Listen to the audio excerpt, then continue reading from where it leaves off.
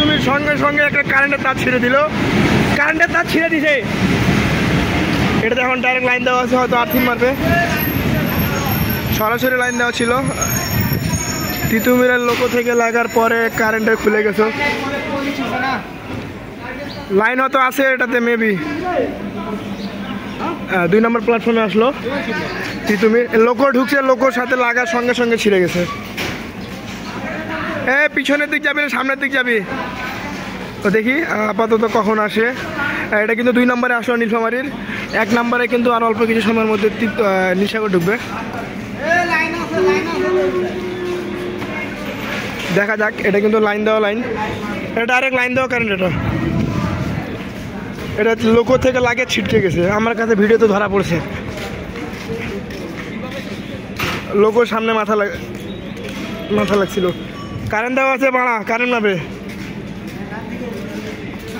আলাদা করে দুইটাই।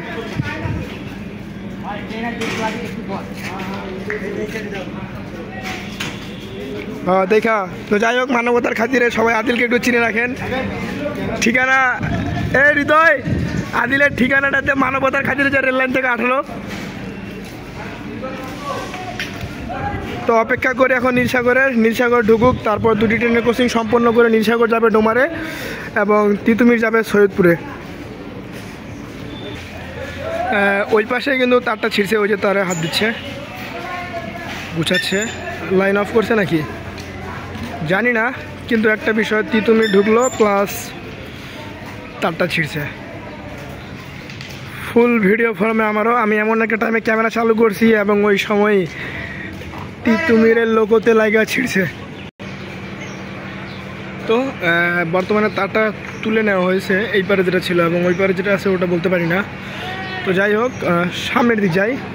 এটা কিন্তু 2টা লোকো নিয়ে গেছে এবং 2টা লোকো নিয়ে আসতেছে। যখন গেছিল তখন সামনে WDM 3 65-29 ছিল এবং যেটা নিয়ে আসছে এটা কিন্তু পিছনে ছিল।